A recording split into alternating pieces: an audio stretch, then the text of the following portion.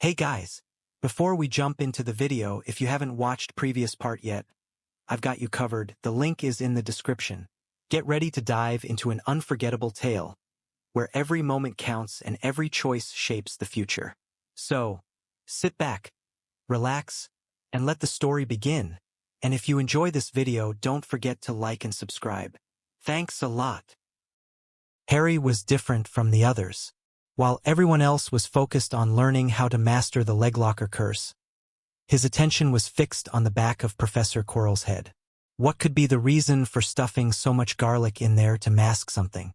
Could it be that Quirrell had some nasty sores on the back of his head? Or perhaps he was cursed. It wasn't that Harry wanted to help Quirrell solve his problem. He was just purely curious. When he returned to the Gryffindor common room, everyone was enthusiastically discussing Professor Quirrell. "I bet there's garlic stuffed under that turban too," Fred and George chimed in. "That way, no matter where he goes, he's protected against vampires." "Then why don't you ask him yourselves?" Ron, holding a bottle of Coca-Cola, suggested. "Or better yet, just yank off that turban. You two love pulling pranks, don't you?" The twins exchanged a glance before replying in unison. "Oh, dear Ronnikins, we'd rather not get expelled from school." "Or worse," Fred added. "Mom's howler," George finished. The twins high-fived, and Ron muttered under his breath, "They really don't know which is worse." Meanwhile, Fred and George discovered Harry's little biting cabbage. These two copycats often visited his dormitory, showing an unusual interest in the peculiar vegetable. Fred even tried poking it once but was quick enough to avoid getting bitten. After a few days of classes at Hogwarts, Harry noticed something shocking. His classmates' magical abilities were surprisingly poor. Some were so bad they'd even developed their own unique flair for failure. The Muggle-born students were understandable.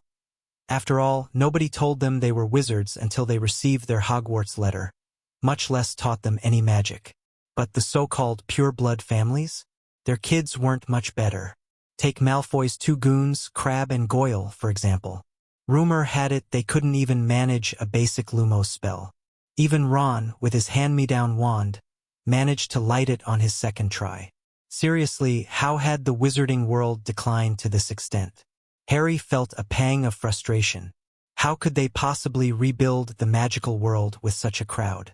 A thought began to form in his mind, an immature idea, but an idea nonetheless. Should I restart the dueling club? In his days at Hogwarts, he hadn't heard of any such organization. On Friday morning, Harry woke up early and joined his classmates for breakfast in the Great Hall. Not seeing Hedwig felt strange. Usually, by this time, she would be perched beside him, nibbling at his toast or dozing on his shoulder before returning to the Ollery once classes began. It wasn't long before she returned, carrying a note. The handwriting was messy and scrawled. It was from Hagrid. "Dear Harry, I know you don't have classes Friday afternoon. Could you come by for tea around 3? I'd love to hear how your first week went. Please send your reply with Hedwig. Hagrid." Harry quickly borrowed Ron's quill, scribbled, "Sure, I'd love to. See you soon," on the back, and sent Hedwig off. Potions class with the Slytherins was an exercise in tension. The two houses sat divided by an aisle down the middle of the classroom. Draco seemed to have forgotten the floating charm incident with Harry and was busy taunting Ron and Hermione, attempting to provoke a reaction. But Ron ignored him, and Hermione wasn't fazed either. Frustrated, Draco turned his attention to Neville. Before he could say much, the classroom door slammed open, and Snape swept in, his black robes billowing behind him. "You are here to learn the subtle science and exact art of potion making," he said, his voice barely louder than a whisper, yet every word was clear.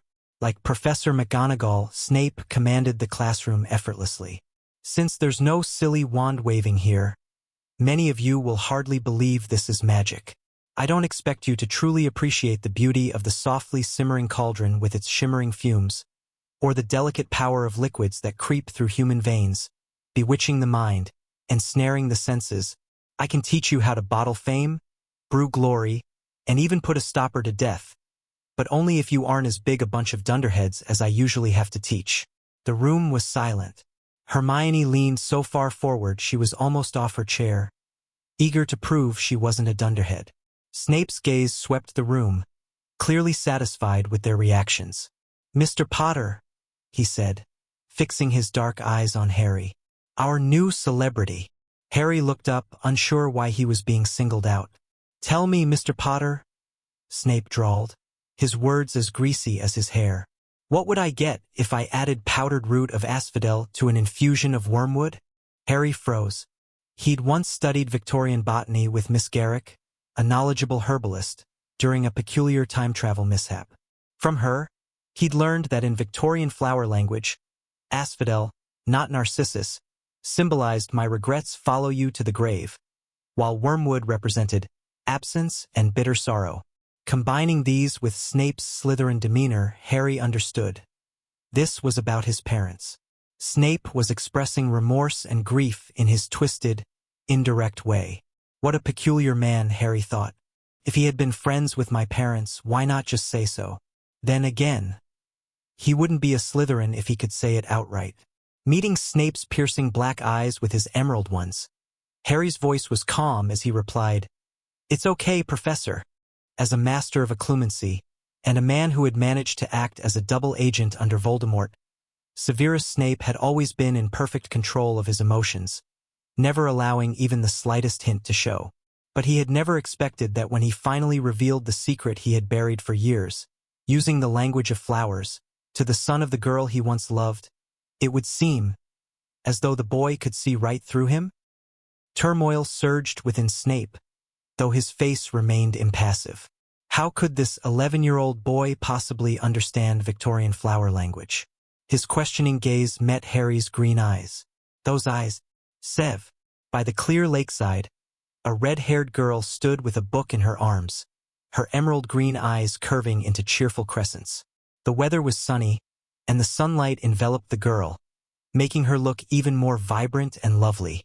Hearing her voice, Snape nervously stuffed a dark arts book into his robes. But in his panic, the book slipped and fell to the ground. "Sev, you're researching the dark arts again."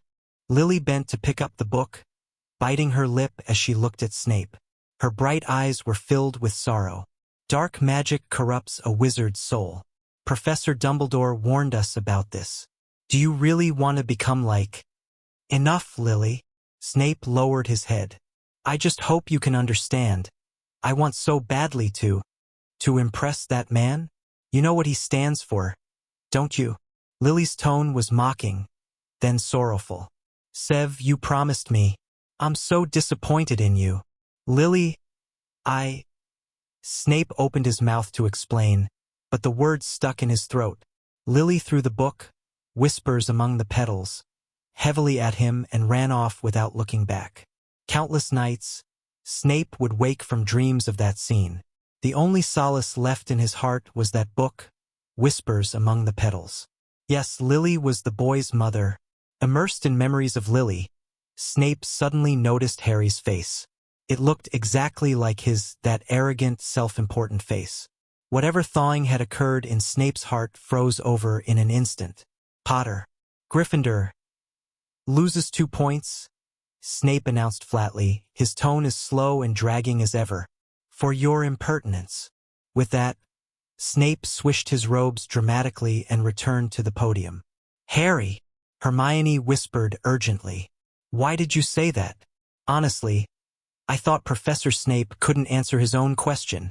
Harry raised an eyebrow and didn't answer Hermione's question. He too was baffled. What was with this professor? Fine, be miserable all you like. But why drag Gryffindor down with you? Soon, Harry would find out that Snape had actually gone easy on him.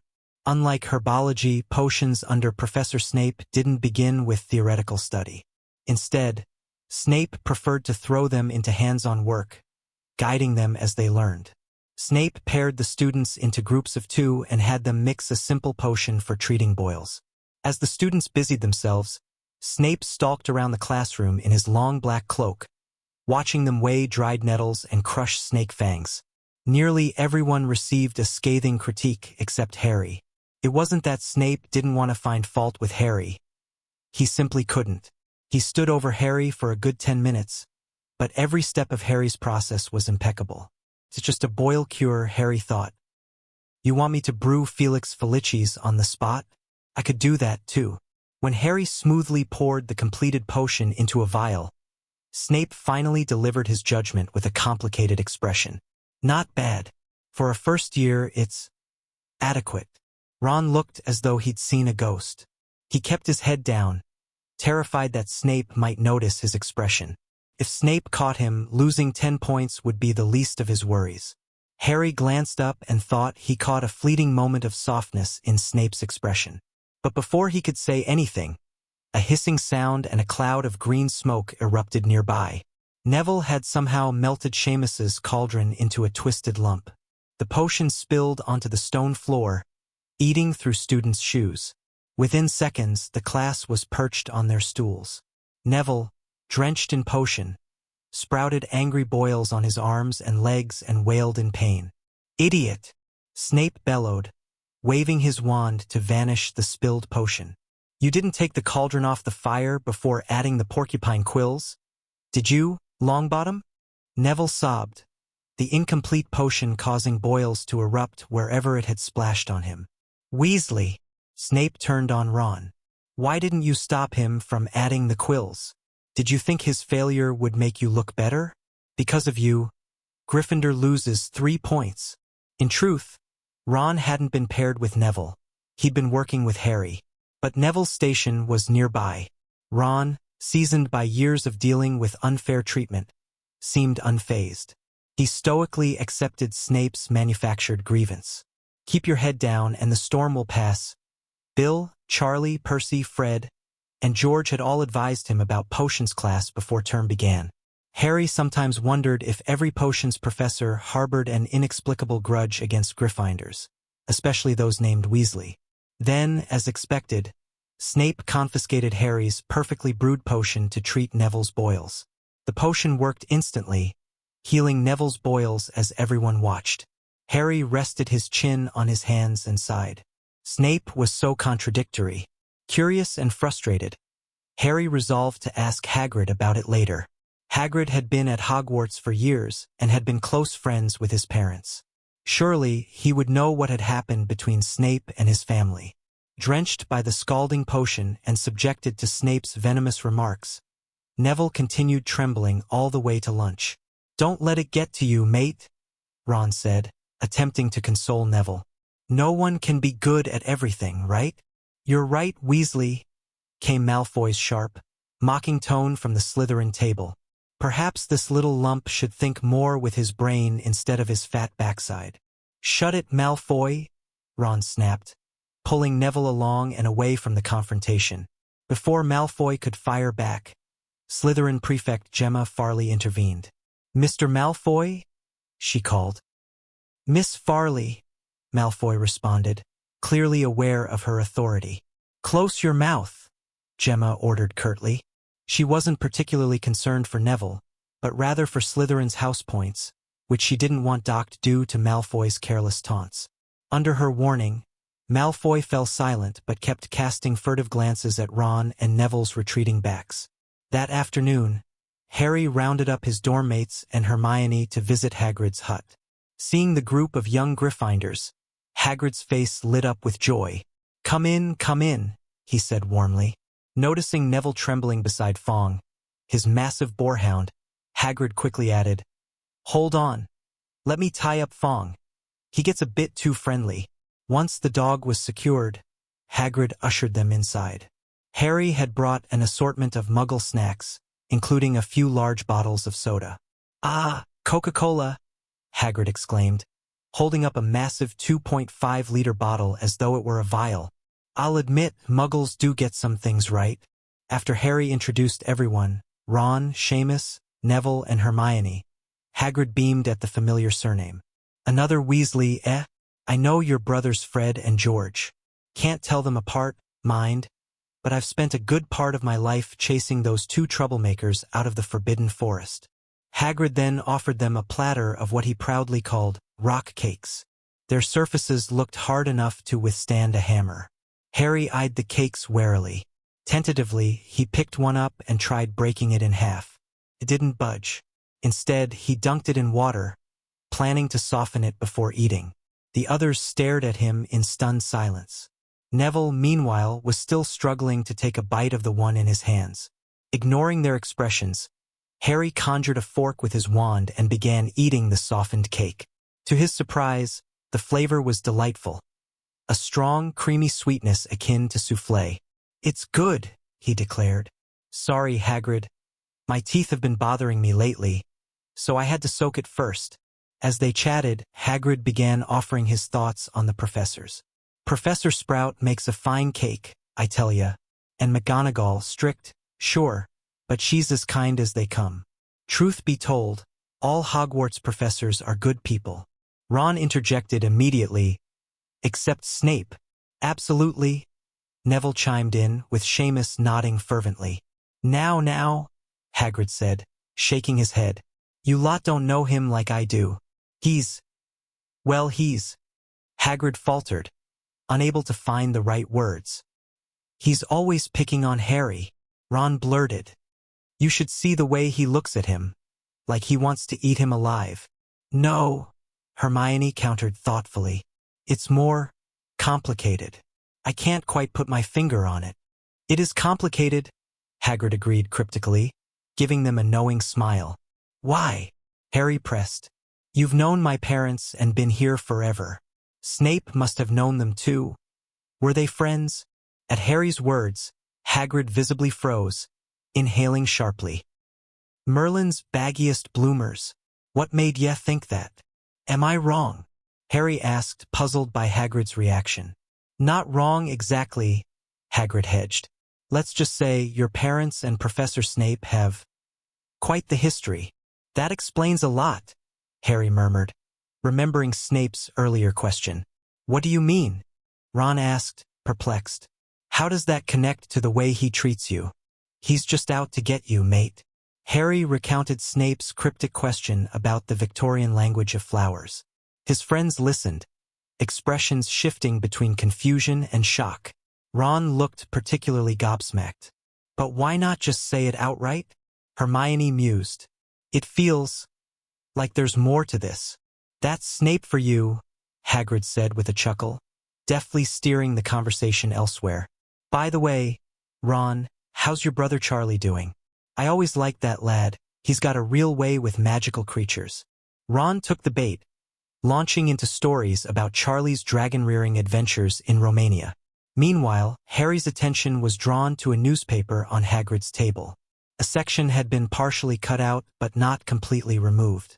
He noticed two articles, one about an attempted robbery at Gringotts, and another that caught his eye, a historical tidbit. It was a This Day in History piece commemorating the suppression of a goblin rebellion a century ago. Hermione, too, noticed the paper and gasped. "Harry, your name is in here." Harry's scar suddenly throbbed violently. He instinctively held his hand to his forehead, memories of a century ago flooding his mind. A century ago, on this exact day, September 6, 1891, he and a few classmates quelled a goblin rebellion during their fifth-year summer holiday. On that fateful day, they confronted and defeated the goblin leader, Ranrock. It had been a grueling battle, so intense that even Sebastian's desperate use of the killing curse failed to harm Ranrock. "Ugh!" Harry groaned involuntarily from the sharp pain in his scar. "Harry, what's wrong?" Ron leaned in, his concern evident. "Nothing." Harry quickly covered his face with his hand, saying, "Toothache, inflamed gums." As the memories surged like waves, Harry finally recalled how he had returned to 1991. At the exact moment Ranrock, in his dragon form, collapsed to the ground, Harry had barely managed to cast a shield charm before being struck by a flash of red light. When he opened his eyes again, he found himself back in the cupboard under the stairs at his aunt's house. In the final moments of his memory, he distinctly remembered the frightened and helpless looks of Veritia and Cassandra. Harry! He finally remembered that the two voices calling out to him were not his aunts, but belonged to those two girls. "Harry Potter," Hagrid said with a chuckle, seeing that Harry was all right. He stroked his thick beard as he began to explain to the younger students. Perhaps you've heard the name before. I mean, the one from 100 years ago. No, Hermione frowned. I've read plenty of books, like A History of Modern Magic, The Rise and Fall of Dark Arts, and important magical events of the 20th century. They all only mention our Harry, our savior who defeated Voldemort. At the mention of Voldemort's name, Hagrid, Ron, and Neville collectively shuddered. Ah, good lass, Hagrid said, biting his lip. Don't say the name outright. And as for that other Potter, he's from the 19th century, which is considered recent history. You wouldn't find him in a history of modern magic or important magical events of the 20th century. In fact, Hagrid added in a low voice, because he ruthlessly crushed the Goblin Rebellion and perished alongside Ranrock, Gringotts goblins paid a hefty price to ensure his name was largely erased from public memory. For a while, before you know who emerged, that Potter's name served as a code word. All right, Voldemort, Harry thought. Now we have yet another account to settle. But isn't he mentioned in Hogwarts history? Hermione asked, frowning. Otherwise, why do you think it's called Hogwarts? A history? Hagrid spread his large hands. So even school history was censored. Hermione nodded in understanding. Then how do you know about him? Seamus asked, noticing the discrepancy. Hagrid scratched his head and let out an "oh." Of course Dumbledore told me that Potter was his senior. If he hadn't perished with Ranrock, he would have been there to witness Dumbledore's sorting. Dumbledore even said he couldn't have handled things better than that Potter. Oh, the generations, Harry mused inwardly. Was he really that powerful? Ron asked in astonishment. Oh, absolutely, Hagrid said mysteriously. The goblins even have a legend that says when the you-know-who visited Azkaban, the Dementors there desperately tried to recall happy memories. Harry was speechless. Was I really that scary back then? Merlin's beard. I never even used the killing curse on the goblins. I merely disarmed them and flung their weapons back at them, or turned stones into explosives and tossed them in their faces. Hagrid continued. But his name being the same as Harry's here is quite the coincidence. Isn't it? It is, Harry replied with a small smile. But it's not a coincidence, Hagrid suddenly said seriously. Ha! The young students gasped in unison. Harry's heart skipped a beat. Could Hagrid have discovered something? It's not a coincidence? Seamus asked, startled. Come on, Hagrid, are you saying that Harry is our Harry? Oh, don't be daft, Seamus, Hagrid said, spreading his hands. That Potter perished alongside Ranrock. At the time, wizards called him the Savior because he not only ended the Goblin Rebellion but also defeated the Ashwinder Serpents with his friends. During the Ashwinder Serpents' reign of terror, life was miserable for both wizards and muggles alike, Hagrid added. So, Hermione lifted her head. 100 years ago, there was a Harry Potter who saved the wizarding world, and 100 years later, there's another Harry Potter who did the same thing? Exactly, Hagrid nodded. And about why this isn't a coincidence, that starts with James. At the time, you-know-who, the Slytherin one, was murdering innocents, and the Death Eaters were ravaging the magical world. It was a truly dark time. James Potter decided to name his son Harry Potter, Hagrid recounted, both to honor the great savior from a century ago and to hope his son might live up to that legacy. As you can see, Harry didn't let his father down. Harry opened his mouth, stunned. He hadn't expected his name to originate from himself. This feels like a time loop paradox. Was he not a member of the Potter family? Ron asked curiously. Of course not, Hagrid chuckled. He was reportedly from a Muggle background, but the V-named one didn't believe it. He insisted that Potter had to be of pure-blood descent. Unbelievable, Seamus exclaimed. The wizarding world was saved by 2 Harry Potters in a single century. What's so surprising? Hermione flicked her bushy hair, resting a hand on Harry's shoulder. She began to recite. Sometimes on our great isle, a burden falls to one man. He shall lead the people from the Valley of Shadows to the sunlit highlands of peace and prosperity. Cool. Where'd you learn that? Ron asked, awestruck. From Yes, Prime Minister, Hermione replied. My dad loves that show. After pondering for a moment, Harry turned back to Hagrid and asked, what about Potter's friends? The ones who fought alongside him? What happened to them? After that incident where Mr. Potter and Ranrock perished together, there has been no news of his friends. Hagrid shrugged. But it's been 100 years. Even if they were still alive, they'd be elderly by now. He added one final remark. Time, you know, is always unforgiving. But they were all such remarkable people, Harry asked with a furrowed brow.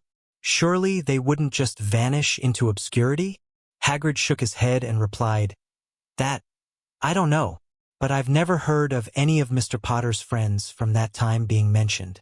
So much so that many people believe he was just a fictional character. As they continued chatting, Hermione noticed a report in the newspaper about a break-in at Gringotts. Seems Gringotts isn't as secure as they claim, Hermione read aloud from the paper. Latest update on the illegal break-in at Gringotts on July 26th. Investigations are ongoing, with suspicions falling on unidentified dark witches and wizards. The goblins at Gringotts have reiterated that nothing was stolen. The vault that was targeted had, in fact, been emptied earlier that day. A spokesperson for the goblins commented, As for what was in the vault, no comment. Stay out of it. July 26th? Harry suddenly remembered. That was the very day Hagrid had taken him to Gringotts. He asked, Hagrid, the day of the Gringotts break-in was the same day we went there. Could it be that it happened while we were there? This time, however, Hagrid avoided the question, lowering his head and avoiding Harry's gaze as he handed him a cup of tea. Here, try this. I picked these chamomile flowers in the Forbidden Forest earlier, Hagrid said, trying to change the subject. It's good for the inflammation in your gums. Seeing Hagrid's reluctance to talk and his attempt to shift the topic, Harry chose not to press further.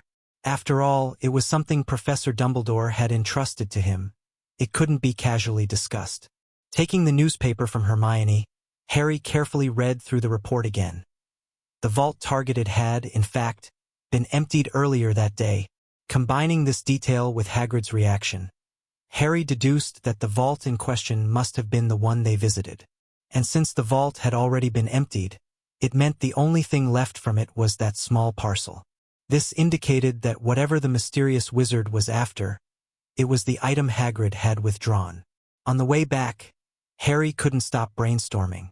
As he thought, he also began reminiscing about Omenes, the Slytherin boy who had essentially been his external brain for several years. If Omenes were here, he would undoubtedly help unravel the threads and find useful clues, Harry thought. Not only was Harry pondering the Gringotts break-in, but he also found himself missing his old friends. He still refused to believe that such extraordinary classmates could have simply vanished without a trace. Something must have happened. After some thought, he recalled two names, Cassandra Malfoy and Gareth Weasley. Their descendants were currently attending school, and one of them was now his close friend. But how could he bring this up? Asking Ron outright, Hey mate, does your family have an ancestor named Gareth? Would surely get him a skeptical response like, How do you know about my great-grandfather? As for Malfoy, that was even less likely. There was no way that insufferable boy would cooperate. Just as Harry was thinking about Ron, he heard him speaking loudly nearby. Muggles' flying contraptions are so clunky, Ron said. Back when I was riding Charlie's old broom, I almost crashed into a glider. Hermione looked up and shot him a stern glance, a look that clearly said, You know what I'm going to say. Ron's face flushed crimson. He had forgotten that the all-knowing Hermione came from a Muggle family. Oops, he had just boasted in front of an expert. Luckily, Hermione merely glared at him without exposing his exaggeration, and Ron sighed in relief.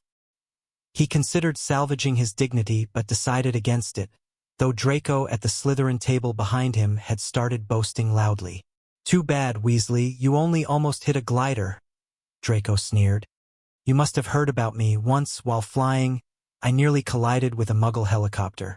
Luckily, I'm quick and agile, so I dodged. My dad was terrified and gave me a scolding afterward. Draco added, It's a shame first years aren't allowed to join the Quidditch team. Otherwise, I'd show everyone what I'm made of. What a braggart, Hermione whispered to Harry and Ron.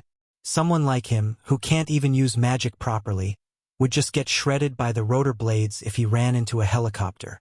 As Ron was her friend, Hermione refrained from debunking his exaggerations on the spot. Draco, on the other hand, was someone she had disliked since the beginning. "Hey, Miss Know-It-All," Draco sneered, holding back a more offensive insult. "You think you know so much about flying broomsticks? I bet you wouldn't even dare ride one." Hermione smirked and retorted, "Oh, Drama King Malfoy, I may not know much about broomsticks, but I do know about helicopters." Draco's face turned red as he began rambling about how annoying Muggles were, throwing in some snide comments about Hermione. The Gryffindor table erupted in laughter. "Draco, don't pay attention to them," coaxed Pansy Parkinson, who resembled a poodle. "They're just jealous of your flying skills. When flying lessons begin, make sure to show them what you're made of." Perhaps Pansy's encouragement worked because Draco regained his usual smug demeanor. After all, apart from the helicopter bit, the rest of his boasts weren't entirely untrue. Draco was confident in his flying abilities. Ever since he was 4 years old, he had been zipping around the Malfoy Manor on a child-sized broomstick. 7 years of broomstick experience isn't a joke. Harry, for his part, also enjoyed flying. Although Headmaster Phineas Black had banned Quidditch, he never skipped flying lessons. But now, Harry had more pressing matters to attend to, like investigating the whereabouts of his old friends. He decided, that night, he would sneak into the castle's lowest level to check the map room. Perhaps Veratia, who shared the same ancient magical heritage, had left him a clue there. Weekends at Hogwarts were much like holidays at Muggle schools. So Harry decided to set out during the latter half of the night, when all was quiet. This way, he could avoid his dorm mates and enjoy a lazy lie-in the next morning.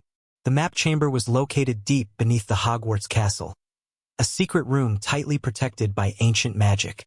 Had it not been for Harry and Veratia helping Richard Jackdaw fulfill his final wish, they might never have discovered this place. This unique location became a spot for Harry and Veratia to exchange insights on ancient magic, though Professor Rackham's portrait always had plenty to say about it. In Professor Rackham's words, "This sacred chamber reeks of the stench of juveniles." As Harry invisibly cloaked himself with a disillusionment charm, he couldn't help but feel a bit awkward. Looking down, he realized his body was hidden, but his feet were still visible. Blasted age, he thought bitterly. Being young meant weaker magical reserves, insufficient to fully power certain spells. For example, Apparition, a spell requiring a license, had a minimum age of 17 due to the same reason. Throughout history, countless wizards had mishaps while practicing Apparition. Some left behind bits of themselves. Those luckier lost hair or eyebrows. The less fortunate might leave an arm or leg, or even end up with their upper and lower halves separated. Fortunately, Harry was using the disillusionment charm, so even with insufficient magic, there was no risk of physical dismemberment. And at this late hour, he didn't worry about being discovered. Thus, an eerie sight unfolded. A pair of disembodied feet pattered quietly down the hall. If any wandering student happened upon this, they'd likely faint in terror. Harry wasn't directionally challenged. He'd visited the map chamber countless times. Returning there felt like coming home. Descending the spiral staircase to the castle's lowest level, Harry eagerly looked up, only to be stunned. Instead of the familiar door, a solid wall greeted him. "Damn it!" Harry muttered under his breath. Then he remembered, the chamber had been reinforced with ancient magic. Only someone capable of wielding ancient magic could see the door, let alone enter. And since the age of awakening ancient magic was 15, Harry realized he'd have to wait until 5th year to access the chamber. Harry had once asked Veratia why she insisted on reinforcing the chamber with ancient magic.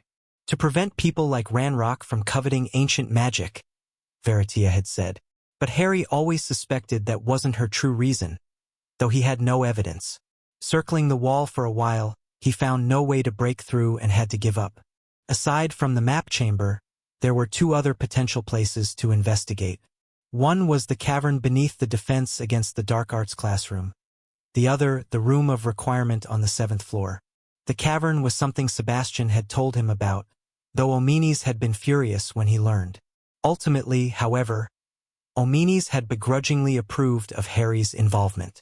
As for the room of requirement, Veritia had discovered it after transferring to Hogwarts in their 5th year. Harry wasn't keen on wandering into the cavern at this hour. It always reminded him of a prison. Still, thinking about it, he wondered if the spot where they practiced magic together back then might also be useful. For now, I'll check the room of requirement, Harry decided. I can save the cavern for another time. Resolving this, Harry climbed to the 7th floor and stopped before the tapestry of Barnabas the Barmy being clubbed by trolls. I need a meeting place for the Order of the Phoenix, he thought, pacing 3 times back and forth. A faint rumble sounded from the wall, and a grand door appeared before him. Got it, Harry exclaimed happily, pushing the door open and stepping inside. Since Harry's thoughts were focused on the old meeting room, everything was just as he remembered it. The 4 walls were adorned with banners representing each house, from Gryffindor to Slytherin. In the era of Phineas Nigellus Black as headmaster, House Unity was something unimaginable today. House bias? Non-existent. If you disliked Headmaster Black, you were already allies. Even Slytherin students were no exception. But though the meeting room remained the same, its occupants were long gone.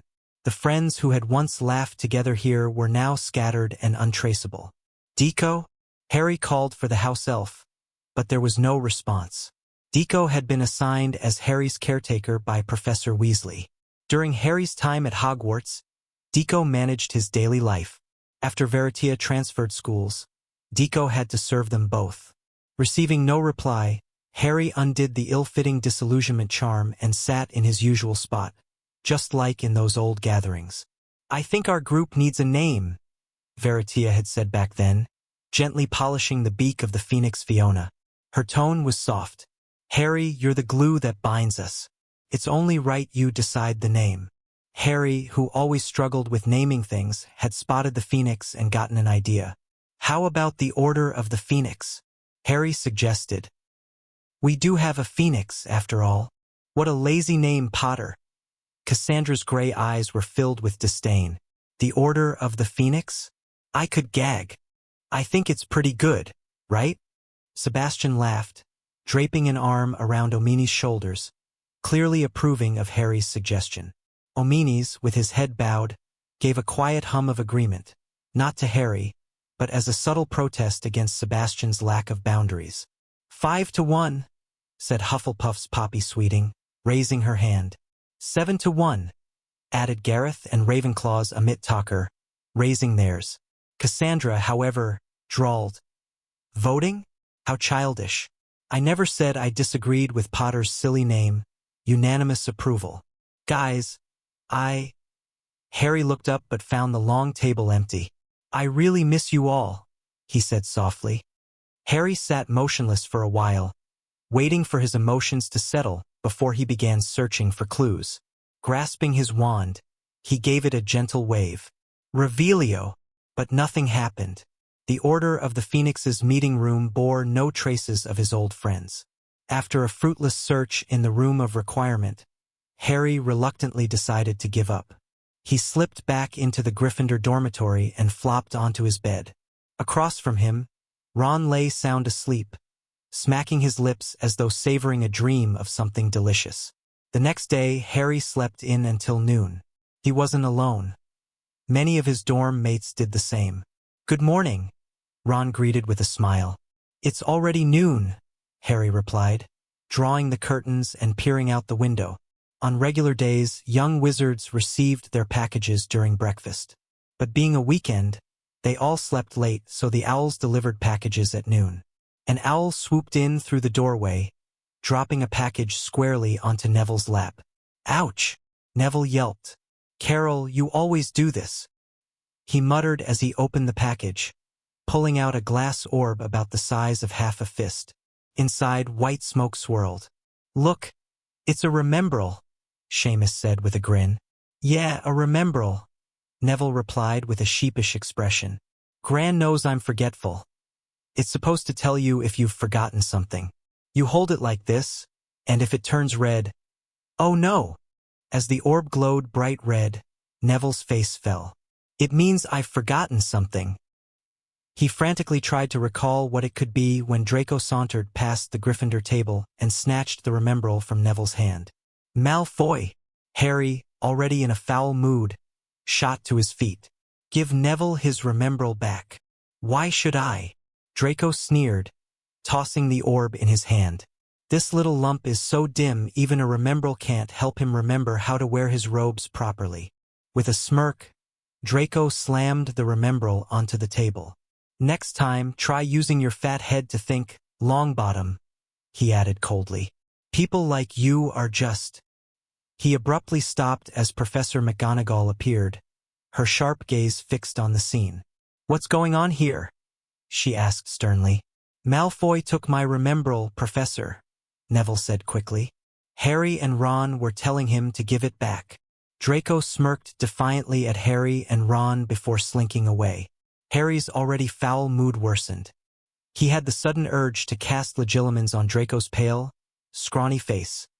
Not just to teach him a lesson, but also to see if he had any memories related to Cassandra. Well done, Mr. Potter, Mr. Weasley, Professor McGonagall said, a faint smile tugging at her otherwise stern expression. Thank you, Professor, Harry and Ron replied in unison. On Tuesday, after a dull history of magic class, flying lessons finally arrived. The monotony of Professor Binns' droning lectures always made flying lessons a refreshing change of pace. Even the groggiest students perked up instantly. Flying lessons were shared between Gryffindor and Slytherin. Unfortunately, Professor Binns, true to form, had let his class overrun, so the Gryffindor students arrived late. The Slytherins, already waiting, looked visibly annoyed. 20 broomsticks lay neatly arranged on the ground. These brooms are ancient, Ron muttered to Harry. I heard they've been here since Bill's time at Hogwarts. Fred says they shudder at high altitudes, and the steering is awful. They should replace them, Harry said absently, his thoughts elsewhere. While Ron seemed excited, Neville and Hermione were visibly nervous. Hermione clung to passages from Quidditch through the ages, reciting theoretical tips to ease her anxiety. Neville, finding comfort in her confidence, stayed close, absorbing her rapid explanations. Madame Hooch soon arrived, her short gray hair and hawk-like eyes commanding attention. All right, what are you waiting for? She barked. Stand by a broomstick, quickly. We haven't got all day. Stick out your right hand over the broom, Madame Hooch instructed. Say up, up, everyone shouted. Harry's broom leapt instantly into his hand. Hermione glanced at him, startled, as her own broom stubbornly remained on the ground. When I blow my whistle, kick off hard from the ground, Madame Hooch continued. Keep the broom steady, rise a few feet, lean forward slightly, then land vertically. Wait for my signal 3, 2. But before she could finish, Neville shot into the air like a firework. Whoa! Draco exclaimed, shielding his eyes as Neville rocketed upward, only to plummet moments later. It happened so quickly that Harry barely had time to react. He instinctively extended his hand, casting a softening charm. Though his magic slightly cushioned the fall, Neville still landed with a heavy thud. Broken wrist, Madame Hooch announced briskly, helping Neville to his feet. I'll take him to the hospital wing. No one else is to fly in my absence. Anyone caught will be expelled before they can say Quidditch. As soon as she left, Draco seized Neville's fallen remembrall. Isn't this Longbottom's remembrall? He taunted. Maybe if he squeezed it, he'd remember to land on his fat behind instead of his wrist. Give it back, Malfoy, Harry snapped, stepping forward. Draco smirked. No, I think I'll hide it. Maybe the roof? That'll teach him. Mounting his broom, Draco hovered mid-air. What's wrong, Potter?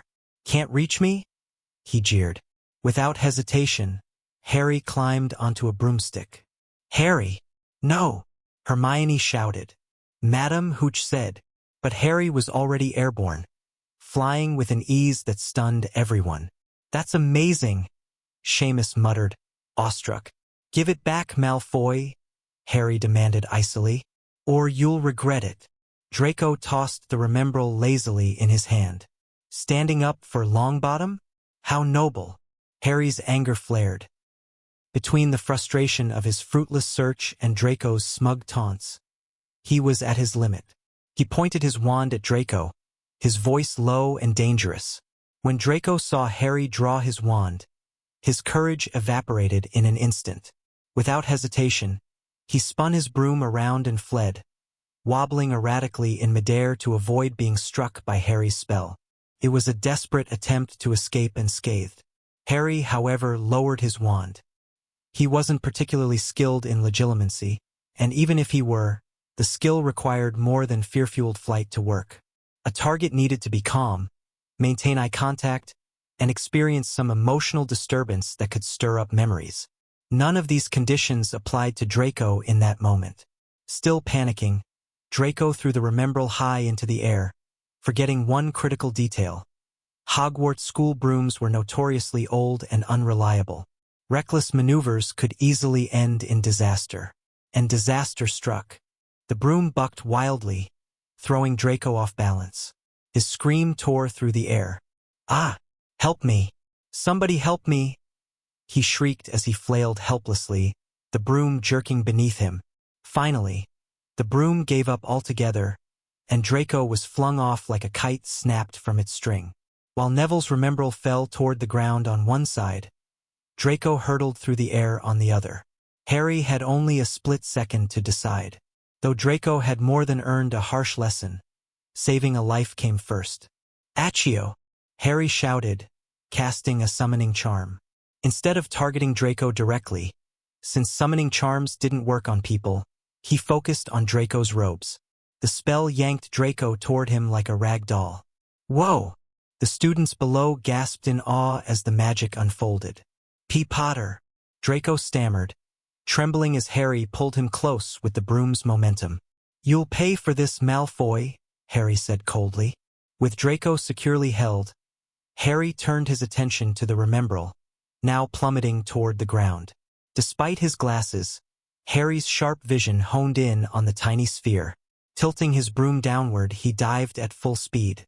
Draco, however, thought Harry intended to crash them both into the earth and panicked even more. "Please, Potter, don't do this. I'll do anything, he begged hysterically, his voice trembling with terror. Harry remained unfazed. The ground rushed up to meet them as Draco's fear peaked. "Ahawk!" Draco's scream was piercing, high-pitched enough to rival a soprano's. At the last possible moment, Harry pulled up, the broom leveling out just above the ground. His hand snatched the Remembrall mid-dive. Cheers erupted from the Gryffindor students below, who raced to greet Harry as he landed. "Mate, that was brilliant!" Ron exclaimed, his face alight with admiration. Even as a dedicated Quidditch fan, Ron swore not even players from the English national Quidditch team could have pulled off such a move. Harry grinned at his friends, releasing Draco, who landed with a graceless thud on the grass. "I'll tell my father about this," Draco wailed, tears and snot streaming down his face. "Oh, save it, drama queen," Harry retorted with disdain. "Actually, you're not just a drama queen, you're a snot queen too. You'll all see," Draco choked out, glaring tearfully. "See what?" Ron teased, brushing his broom against Draco's robes. "What are you going to do? Wipe your tears and snot on us?" Draco, humiliated and enraged, turned to insult the Weasley family. Before he could utter a word, Harry raised his wand, his voice icy. "You really should clean that dirty mouth of yours." Scourgify! Foamy pink soap bubbles erupted from Draco's mouth. Spluttering and gagging, he clawed at the air in vain. "Potter!" Professor McGonagall's sharp voice sliced through the commotion. The crowd of students parted to reveal Harry standing over Draco. "What is the meaning of this?" McGonagall demanded, her gaze piercing as she cast a counterspell to free Draco. "Nothing, Professor," Harry said innocently. "Malfoy's broom malfunctioned. I saved him, but he accidentally ate some dirt, so I thought I'd help him clean up. McGonagall's expression tightened. You're fortunate it was me and not Professor Snape who caught you, she said sternly before motioning to Harry. Follow me, Mr. Potter. With a shrug, Harry complied, relieved it wasn't Snape who had witnessed the incident. As Harry walked away, Draco smirked through his lingering humiliation. See? Potter's getting expelled. He gloated. Who's next? Hermione scoffed. Why don't you say that to Harry's face instead of whining behind his back? You filthy little mudblood, Draco began, only to find his mouth filled with soap bubbles again. That spell really does work wonders on dirty mouths, Hermione said coolly, lowering her wand. Before Pansy Parkinson could retaliate, Madame Hooch arrived to diffuse the tension. Meanwhile, Harry followed McGonagall into the castle, wondering what awaited him. Expulsion seemed unlikely. He had saved Draco, after all. Stopping outside a classroom door, McGonagall turned to address someone inside. Sorry to interrupt, Phileas, she said. May I borrow Wood for a moment? Wood? Harry frowned in confusion. Was she planning to punish him with a wooden cane?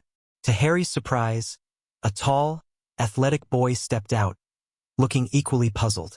Wood, McGonagall said, her tone uncharacteristically warm. I found you a seeker. That afternoon, the news of Harry being specially recruited onto his house Quidditch team spread like wildfire throughout the school. Even the ghosts floating through the halls were gossiping about it, let alone the students. A seeker, Ron exclaimed, so astonished he forgot to shove a pie into his mouth. But first years never. You must be the youngest player on a house team in years. A century, actually, Harry replied with a grin. That's what Wood told me. In his 6 years at his previous school, Harry hadn't even been allowed to watch an in-school Quidditch match, let alone participate. Apparently, a few years ago, a student had fallen off a broom, giving Headmaster Black the perfect excuse to ban all Quidditch games on campus. The students cursed him behind his back, and even the ghosts composed a song to sarcastically celebrate Headmaster Black's so-called great achievements. Ron nodded sagely. After all, catching the ball was no small feat. It also involved dragging a heavy Malfoy along with it. I start training next week, Harry said, raising his glass of pumpkin juice to clink with Ron's. By the way, after I left, did Malfoy say anything? Malfoy called Hermione a mudblood, but she cleaned his mouth out with Scourgify, just like you did, Ron said, grinning widely. At that moment, Fred and George Weasley strode into the dining hall. Spotting Harry, they hurried over. Well done, Harry, George said in a low voice. Wood told us. We're on the house team too as beaters. Our job is to make sure you don't get hit too badly. I'll tell you this, Fred said confidently. We're taking the Quidditch Cup this year. Ever since Charlie left, we haven't won. But this year, our team's going to shine. You'll be brilliant, Harry. When Wood told us, he was so excited he could barely speak. And you know how strict he is about Quidditch, like a miniature Professor McGonagall. We trust his judgment. But we've got to run. Lee Jordan thinks he's found a new secret passage out of the school. I bet it's the one behind Gregory the Smarmy statue, George added. We found that one in our first week here. See you. Honestly, Harry said to Ron as the twins left. I've known them for so long, but I still can't tell which one is Fred and which one is George. Honestly? Me neither, Ron admitted, spreading his hands. Hermione sat down just then, carrying a thick, ancient book nearly as large as her torso. What on earth is that? Ron asked, staring in disbelief. Something to pass the time after meals, Hermione said, slamming the book onto the table. You call that passing the time? Ron asked dryly. Hermione shot him a severe look, and Ron wisely closed his mouth. Honestly, Ron muttered, glancing toward Draco Malfoy, who was chatting and laughing with Crabbe and Goyle. Didn't the flying lesson teach him enough? I think Malfoy needs another good scare. Hearing Malfoy's name soured Harry's mood instantly. If Cassandra knew her descendant was such a git, she'd probably cast an unforgivable curse on him right then and there. The thought darkened Harry's mood further as he brooded over the still inaccessible map chamber. He was certain it held important clues, but how could he access it? At only 11 years old, was he really expected to wait for more years, until he turned 15 and awakened his ancient magic? "Look at this," Ron said, picking up a nearby newspaper. "The Daily Prophet is still printing statements from the Gringotts goblins. They keep insisting Gringotts is the safest place." Gringotts. Harry's thoughts flew to his trip with Hagrid to retrieve that tiny bundle, an object that radiated ancient magic. His instincts told him that with that item, the age limit on ancient magic could be bypassed. But the dilemma remained. It was Dumbledore's possession, clearly valuable. How could he persuade the headmaster to lend it to him? The next morning, as Harry and Ron entered the Great Hall and sat down, the male owls swooped in. Harry noticed 4 or 5 owls carrying a long, thin package. They circled briefly before landing in front of him. "Oh no, my chicken leg!" Ron exclaimed in dismay as the package knocked his food to the ground. But his attention quickly shifted to the intriguing package. "What's this?" "Mate, open it for me while I read this letter," Harry said. Unfolding the letter, Harry read, "Do not open the package on the table. Inside is your new broomstick, a Nimbus 2000. I don't want others knowing you've got it, lest they all start demanding one. Oliver Wood will meet you at the Quidditch pitch at 7 p.m. tonight for your first training session. Professor Minerva McGonagall." Harry lowered the letter, intending to stop Ron, but it was too late. Ron had already unwrapped the package, revealing a brand new Nimbus 2000. "Whoa, mate!" Ron gasped in amazement. "Did you buy this?" Beside them, Wood stared, his face filled with envy. Of course, Wood guessed it was a gift from Professor McGonagall, but he couldn't say much. Harry was a seeker, after all, a position demanding speed and top-notch broomstick performance. Plus, Harry's family didn't seem particularly well off. Still, Wood couldn't help but feel envious. Harry was only in his first year, meaning he'd get to use the Nimbus 2000 for at least 7 years. "Don't forget to meet me for training tonight," Wood said, composing himself. "McGonagall told me to start your emergency training right away so we can crush Slytherin in the next match. She must have told you about last year. After we lost badly to Slytherin, she avoided Professor Snape for weeks." "I'll be there," Harry promised earnestly. Looking back on his years at his previous school, what he had yearned for most was the chance to play Quidditch, banned under Headmaster Black's rule. "Black, you ruin everything." Due to Headmaster Black's ban, Harry didn't know much about Quidditch. Naturally, he was eagerly looking forward to Wood's lessons. After Wood delivered a lengthy and somewhat disorganized introduction to Quidditch, Harry suddenly asked, "So, has anyone ever died during a match? I mean, considering how high we fly and how often we dodge bludgers. How could that happen?" Wood replied, looking genuinely surprised. "The worst you might get is a broken jaw or a fractured limb. Even if you fall off, the field is enchanted with protective spells to ensure safety. You definitely won't die." Harry was now convinced this was all part of Black's conspiracy. When Harry demonstrated a sudden dive stop and a series of high-level maneuvers, Wood's expression shifted. What started as doubt about Harry's flying abilities quickly turned into admiration, and finally, outright confidence. "This year's Quidditch Cup is as good as ours," Wood said excitedly. "You know, I once saw your dad's name on the Quidditch trophy, James Potter, right? He was a chaser for Gryffindor." "I heard from Hagrid that my dad was excellent at Quidditch," Harry replied, his tone brightening. "Exactly. Flying talent runs in your blood," Wood said confidently. "Now, let's have our young Mr. Potter lead us to victory." Although Wood only taught Harry the rules of Quidditch, he didn't insist on Harry attending extra training sessions. To Wood, Harry's talent was so innate that he probably had been flying a broomstick around the yard before he could even walk. With Hogwarts' schedule not being overly demanding, Harry often found time to relax. However, no class bored him more than Professor Quirrell's stammering, unfocused defense against the dark arts lessons.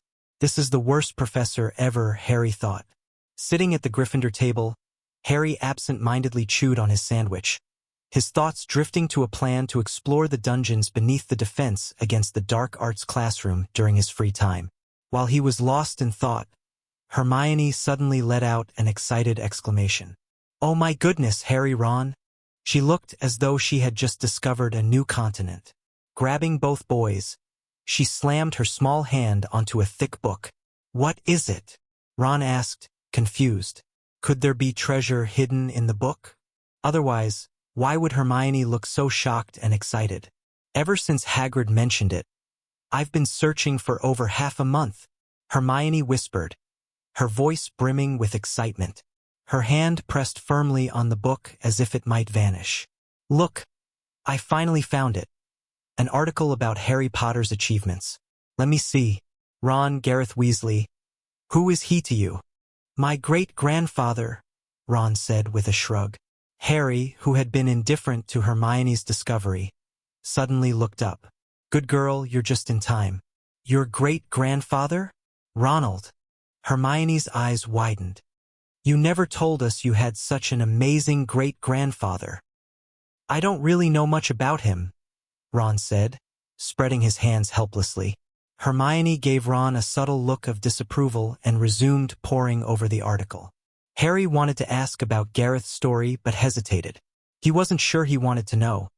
It might be something he'd rather not hear. "Look at this, Harry," Hermione said with a grin, pointing to a passage. "I finally understand why Peeves is so scared of you.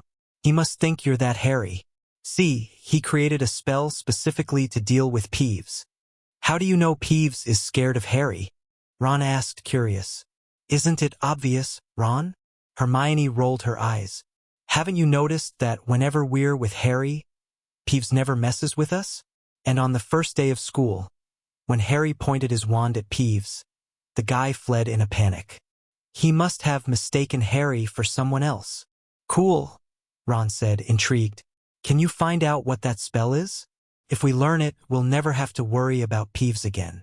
"I'll figure it out," Hermione said determinedly, her expression like a knight atop a dragon's peak. Harry opened his mouth. He actually knew the spell and wanted to tell her. "He was incredible," Hermione marveled, still reading. "It says here he invented that spell in his 3rd year. Goodness, I can barely manage to learn charms now." "See if there's more," Ron urged, crawling under the table to sit closer to Hermione. "Here, look." Hermione pointed to another section. "I never would have guessed, Ron. Your ancestor, a Weasley, was good friends with the Malfoys' ancestor? They were comrades against the Ash Serpent Order." "Impossible!" Ron's face turned crimson. "My great-grandfather couldn't have had anything to do with the Malfoys. Don't make things up. See for yourself," Hermione said quietly, shoving the book toward Ron and pointing to the passage. Gareth Weasley, Poppy Switting, Cassandra Malfoy. They were all comrades of that Harry, fighting the Ashwinder and quelling the Goblin Rebellion. Ron leaned in, and to his dismay, the words were exactly as Hermione had said. His face grew even redder as he muttered, insisting the article must be wrong. How could a Weasley ever be friends with a Malfoy? "Do you think history books lie?" Hermione squinted at him. "Well, I don't believe it," Ron said stubbornly. As the two continued their debate, Harry suddenly said, "Why not ask the person involved? I mean, your great-grandfather, Gareth Weasley." "My great-grandfather passed away before I was born," Ron said softly. "Even Bill and Charlie never met him. He didn't even leave a portrait." "I'm sorry, Ron," Harry murmured, feeling a pang in his chest. So Gareth was gone? Then, would Sebastian and Omenes also be gone? What about Cassandra and Veritia? Could they? Harry's thoughts spiraled into chaos. The sudden realization that so many of his old friends might no longer be alive weighed heavily on him, leaving him in a dark and somber mood. Thanks for waiting for next episode.